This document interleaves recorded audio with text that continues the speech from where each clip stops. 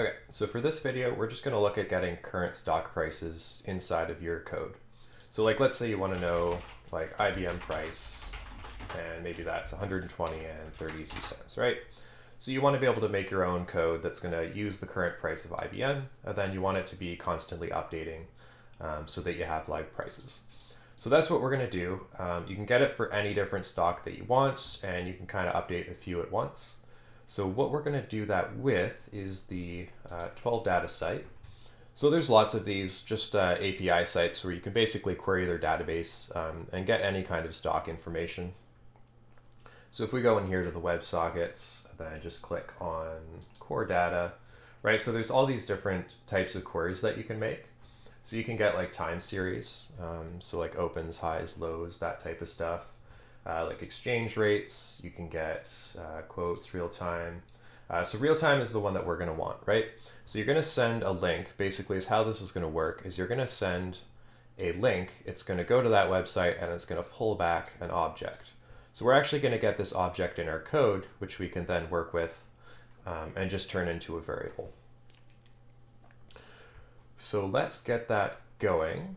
The first thing that you're going to want to do is actually sign up for an account.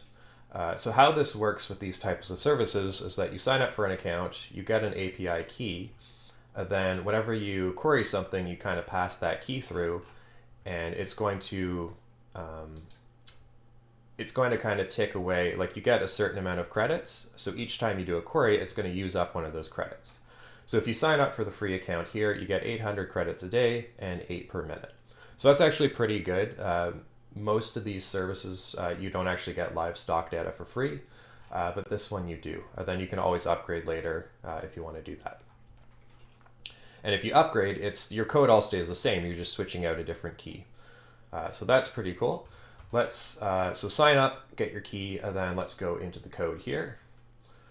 Right, so we're just going to include the request module. So that's just a node.js module that's going to let us access a website and retrieve data from it. So just write that line on line 1. And then on line 2, just declare a variable called td key. And then whatever key you happen to get, just put it in here, right? So if you get, it's going to be some long thing like that. Just put it in as a string here. And we're going to keep using that in all our searches so that it's going to use it with your particular key. So I've just put mine on the next line, just hidden it. But yours is going to go up here, just like that, whatever your key is. Okay, so the first thing we're going to do is we are actually going to write out our function. So we're going to create a function for each query that's going to give us a specific type of data. So we're going to set the parameters, and then it's going to give us back something that we want. So let's do actually async function. So it takes like a half second for it to query the database, so that's why we have to do an asynchronous function. And let's call this current prices. Now I'm going to give it a parameter here, and I'm going to give it tickers. So basically this is just going to be whichever tickers we want, we're just going to put it in there. So let's say we call the function later on, and we want like IBM and Facebook. We're just going to do that, right? So then whichever tickers we give it, it's going to search them in our function. So that's kind of what that parameter is doing. Okay. So I do not actually have this code memorized. I just go to, if you go to AlphaVantage, this is actually another one of those stock APIs. This one doesn't really have live data, but it's pretty good for historic data as well. But just go into here, the documentation, daily, and they've got a good little code snippets for different, like how to connect with different languages. So we're using node.js, so I'm actually just going to copy all this rather than writing it out manually. And I'm going to go back into my code and I'm going to paste that here. So the first thing you can do is just get rid of this strict and request because we've already got that up there. I'm going to switch this out with, I'm going to call this let td URL for 12Data, and then we're actually going to change that to a 12Data link in just a second. So if you go back over to 12Data, we don't need that other site anymore.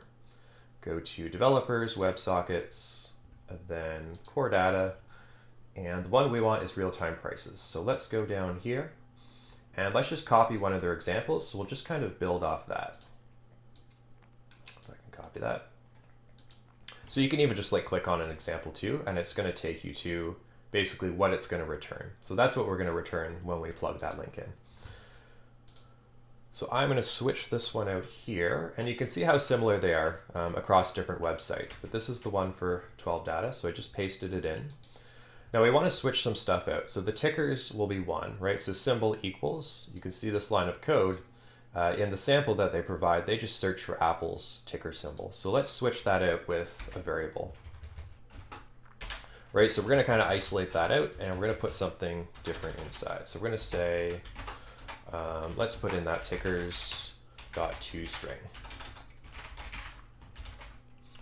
Right, so that way, if we give it an array of tickers, it's automatically going to, when you use .toString on a array, it's going to just comma separate them. So if we give it like IBM, comma, FB in an array, and then we do toString, we're just going to get IBM, FB like that. So basically that's what that toString is doing to our array. It's just converting it from an array into a string, which is what the query wants for multiple tickers. And you can just pass it 1 as well. It'll do the same thing with no commas. Okay, so we got our URL. We switched out the ticker symbols for which ones we want to search. And the second thing we got to switch is that API key. So right now it's set to demo, so that's going to throw you an error if you try running that. So we're going to actually switch out our TD key. So whatever you set that, it's going to be plugged in here. Okay, so now I'm just going to polish this up a bit, just kind of reformat it. You don't really have to do this, but I like everything to be lined up just so. Can we do another indent? Yes, we can. Okay.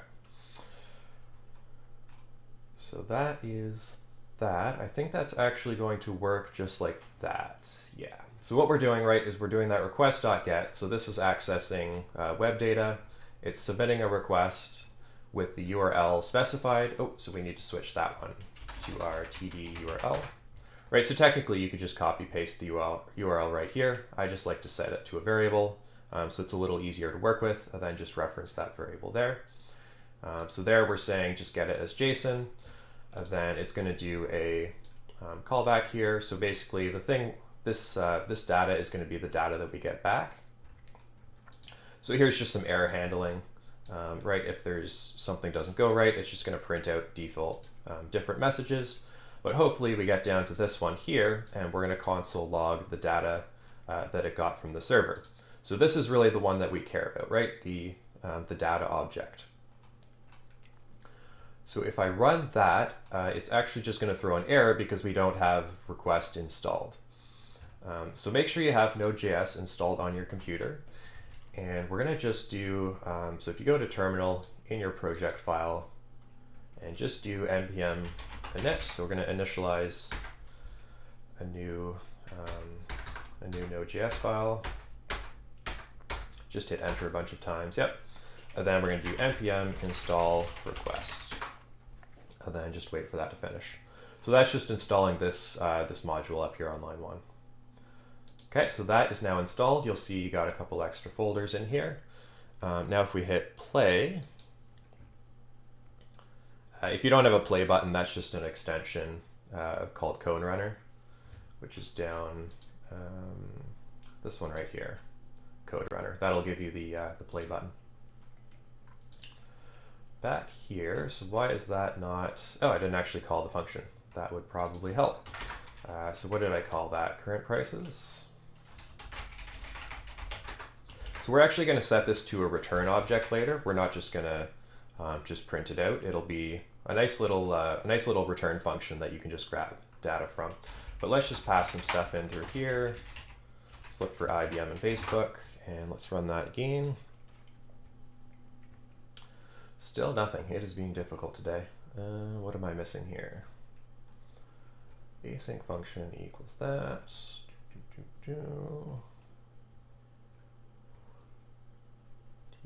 Key. Current prices. Oh, I didn't save it. Whoops. There we go. All right, so we got our object back. So it actually just printed out the raw object, right? So if we go to the website here, we click on their sample. Actually, we shouldn't even need to click. Right, so this is the object that you're getting back with a single stock. And then if you query multiple stocks, you're going to get something slightly different. So this is actually more like a dictionary, right? It's got at IBM, we have an object. Inside that object is a property called price. And the price for that is going to be 123.49. Right, and then we have another property called Facebook, which has an object in it, a property called price, and then we've got our actual number inside there. So you can leave it just like that if you want. I usually like to reformat it a bit so that it just has IBM and then the number, so that you don't have to say like IBM square bracket price, and just it's a little less indexing. So let's just do that. Just 1 second here. So we are going to reformat this data. So I'm going to say let stock data, let's actually call this reformatted data equals, and I'm going to set it to a new object. Then what I'm going to do here is I'm actually, now notice how it's going to change here. So if I do 2 stocks, we're going to get this thing here. But if I was to just plug in 1 stock, let's say I just did IBM, we're going to get a slightly different object. Right, so now it's not indexed at IBM. Even though we're searching IBM, it's not going to give us this IBM property. It's just giving us the raw price with a number. So you got to kind of keep in mind what the data is going to look like when you get it back. But I'm going to normalize that here so we kind of always get it back in the same format. So the first thing I want to do is I want to actually see what the length of this array is, right? So if I'm passing 1 stock here, I want to know that, or if there's 2 or more, that way I know I'm getting this type of, object. So the first thing I'm going to do is I'm going to say if, what's that called? Tickers, yeah, tickers.length equals 1. So if I've only passed in 1 ticker, we're going to retrieve the data this way. So we're going to set the reformatted data. So we're going to say let key equals tickers 0, right? So there's only 1 thing in there. So we're just going to access the first one, and we're just going to get the price. So we're going to say reformatted data key equals parse float data.price. Okay, so basically we're creating a dictionary. This object is always going to be a dictionary, and it's always going to have that. So like it'll look like, so even if you search 1, it would have something like this. It would be like IBM, what's the price there, 123.49. Right, so this is the type of object that we want to get back. We want to get this back if it's 1, and we want to get something like this if it's, what was the Facebook price there? 186.91. So this is kind of the object I'm trying to get back here, which is a little bit different from this, right? This one here doesn't have the nested prices. This one, it's a lot easier to read. And it also is going to have a property regardless of whether or not I do 1 search, right? So this is what a 1 search looks like by default, but I am going to make it look like this. So it's not going to have the price, it's just going to have the name of the stock. So that's kind of my thinking here. And you also have to do parse float because it's going to return this as a string by default. So that way it's just a number when you get it back. Okay, so let's do the else if tickers.length greater than 1, right? So if you did more tickers, you're going to get back this. So now we're trying to reformat this object instead. So to do that, we're going to say for let key in data, right? So we're going to go through each key. So this key in this case. If there were more stocks, there'd be more keys. And for each one, we're going to do the same thing. So this time we're going to index, so reformatted data key. So here we're actually putting it inside of a new object. So this is the index that we're going to put it at. So right, so if the first key was IBM, we're going to put it inside of our object at the key IBM. And then we're going to parse float again, because that's going to return a string. And we want data key price, dot price. So what that's doing is it's going to just grab the price from here. It's going to pull it out, and then we're not going to have this kind of ugly nested price thing that we have to access. So that'll make more sense in a couple minutes there. Okay, so that should be good there. So now if we console log our data, let's actually do it. We're going to do it once up here. So what they give us back, and then we're going to console log the reformatted data down here. So we're going to do console.log reformatted data. Okay, so let's clear all this out. Let's run our search again. So we're going to search IBM first. So we're just going to do a single stock. Right, so this is what we originally get from the server, and this is what I've turned it into. So it's now at IBM, we have this price. Right, so if I wanted to just specifically log one thing, I could say console.log reformatted data, square brackets, IBM. Right, so that would just give me just the price. So I don't have to say like IBM.price and do a little further. So now let's see what happens when we search multiple stocks. So let's add in Apple. I think that's Apple. Let's run that. Right, so it's a lot nicer. This is the original object that we're going to get, and this is the one that we get back. So now we could console log reformat data IBM, or same thing, let's just copy paste that here. Right, if we wanted Apple, like that, and then it's just going to print out just the prices this time. Right, so that's a nice easy way to just get prices for the stocks that we want. But this is ultimately what we're getting back. So what we're going to do now is we're going to convert this into a return function. So right now we just had to have a function where we can enter some tickers, and it's just going to console log. It's going to console log the data down on our screen. So what we're going to do instead is we're going to make this return so that we can say like let data equals, or maybe let's call this search equals, and then we could just say 12data. Whoops, no, what did I call that? Current prices. Current prices, and then we just put in our array. So we want IBM and Apple, like that. Right, so eventually you're just going to be able to include this in any function. You're just going to say, hey, save an object that looks like this highlighted object here. Save that to a variable, and it's going to be retrieved by doing this little search here. So it's going to be very convenient, and it's going to give you back a object. But first we have to turn this whole monster into a return function. So in order to do that, we are going to use the promise system here, and we're going to use return. So we're going to say return await, and then new promise, resolve object, and we've got our arrow. There, and then copy this thing. So we're really just wrapping this inside of a promise, right? So that's what the promise looks like on its own. So it's just saying, hey, let's put some stuff in here, and once it's found it, we're going to return something inside of here. So we're going to do our big mega search here, and then we're going to return the, not the data object, right? We want to reformat the data, and then we want to return this new object. So let's do that down here. So we're going to do resolve. I think it's resolve, right? Yeah. Resolve, what do we want here? Reformatted data, like that.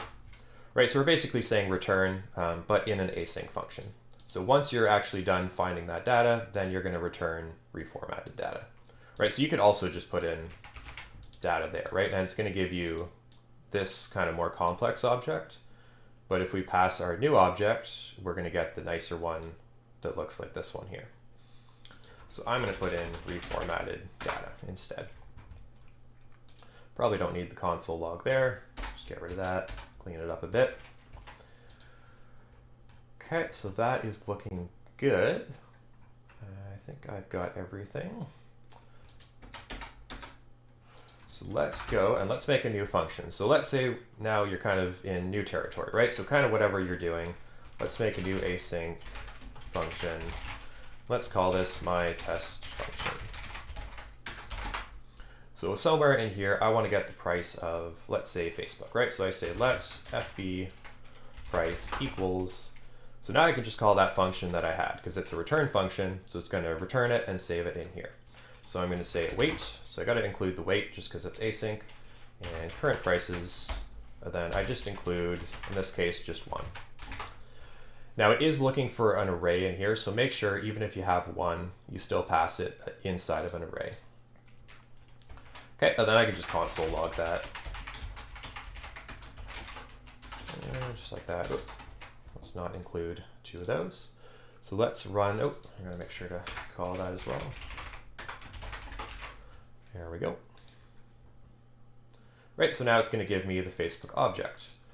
Why did it do that? That should have given me,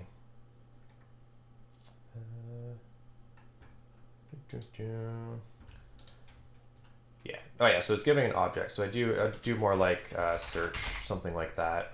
And then here I would log search, and then fg, or yeah, using the key.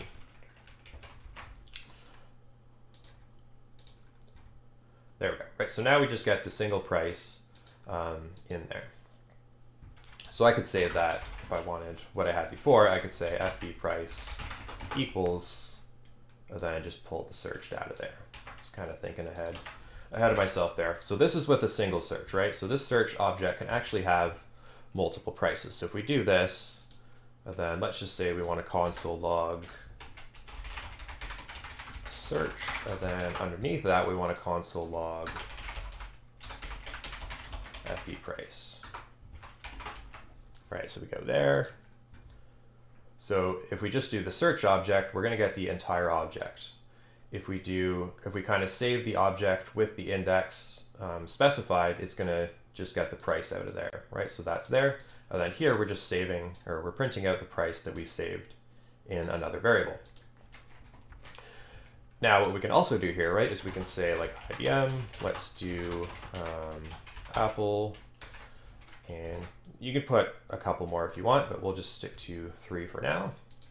So here I could do something like this. I could say let IBM price equals search, right? Because this object here is going to have this search variable has all of the stock prices inside of it. So I could say the IBM key, and then maybe I want Apple. I hope that's Apple and not something else. It is a ticker symbol though. Search APL. There. So now we could log all of these, right? You could print out one after the other. And, oh, you're not going to autocomplete for me, are you? Nope.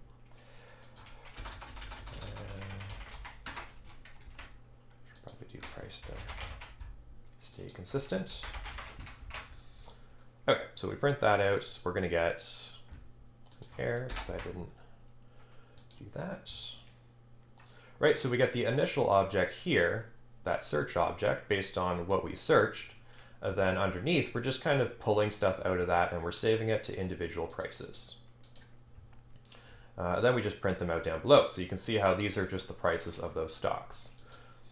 Now you could do it that way. So let's say you wanted to start writing an algorithm, right? You could do that in here after you've retrieved your information. So you could say, like, let's say if Facebook price is greater than IBM price, right? And then you say console.log Facebook is doing better than IBM, something like that. And that, let's just get rid of these, is going to print out, I don't know, is Facebook higher? Which one was, yeah, I think it will actually print that out. There, so it's actually going to print this message. So now we're starting to use the numbers that we've gotten to check stuff. Now you don't have to go through this whole process where you save it there, right? You could just say, just access the big object and then just give it the key of the stock that you want, right? So if we want, what do we want? Facebook and Apple, or Facebook and IBM, right? So you could also do that. You don't need any of that there. And if we run that there, right? So now our program's kind of working. So we did our search, we got our object, and now we're just kind of using the data inside of that object. Now let's say that you wanted to constantly increase the price, right? So you want to have like an updated version, whatever the price is. So let's get rid of this. Let's just say we want, let's just get the price of Apple. Make it a little simple here, right? So we do our search, we console log search at the key of Apple. Then we print that out. So we're just going to get the price of Apple. But let's say we wanted that to keep updating every like 20 seconds or something. So how would we do that is we just put this inside of an interval, right? So instead of calling the function once when the script is loaded, we would just keep calling the function over and over. Let's say every couple seconds. We just do set interval my test function. Let's do it every 3 seconds. So 3,000 milliseconds, we are going to run this function. So now it's actually going to query the database every 3 seconds, and then it's going to print out the more current price. If we run that, so we've got to wait 3 seconds first. Right, so we get a price. Now if we wait, get another price. Right, so it changes slightly. And you could do that for multiple stocks, right? If you put in several different stocks, you're going to get, if you print out different prices, you get the updated prices for those. Now you could store these to like global variables. You kind of do whatever you want with them. You could just do searches when you click a button, whatever you want to do. Now if you notice here, we were getting, everything was going fine, and now we're getting not a number. So what happened there is, I think that would be 8. 1, 2, 3, 4, 5, 6, 7, 8. Yeah, so there's 8 numbers here because basically on the free account we have 8 keys, 8 calls per minute. So we did too many calls. And we ran out of points. So these searches are just returning undefined, not a number. Basically, we're not getting anything back. So now we're starting to get stuff again because our minute has reset, and now we have points again. So just something to keep in mind when you're using this is that you only have so many points every minute, and there's a daily cap as well. So just making sure that you're within that, right? So if I had set this to like every 30,000 or something, right now it's never going to cause me a problem because I'm going to have enough points every minute. I'll leave that there for now. Yeah, so that's pretty much it. That's how you just get prices for a stock. Right, and you can actually switch this out pretty easy for their other stuff. So let's stop running this first. Right, so this one is getting the current prices. All the code is going to do that, but you can actually just change out this URL to something slightly different, right? So instead of this price question mark, you could have maybe like time series or something like that, right? And then the symbol equals is going to be the same. The API key is going to be the same. And sometimes there's different parameters, like what interval do you want to check, and so on and so forth. So if you go into the TwelveData API, you can actually see that, right? So let's say we wanted time series.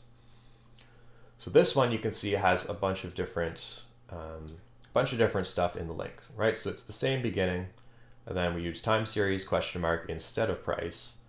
They're still using Apple as a default symbol, which we switched out. So here it has interval equals 1 minute.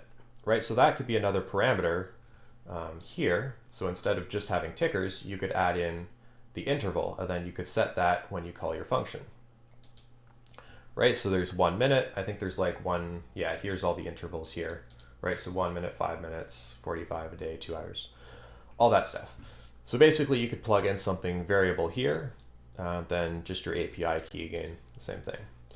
Right, so that would give you this big object here, which you can then, if you just want to use the data like that, you could just return this object, right? So you just go in here and you just say resolve data, right? Because that's what you're going to get back. Or you could do what we did here and just kind of manipulate the data a bit into a new object and then return that object based on how you want it formatted.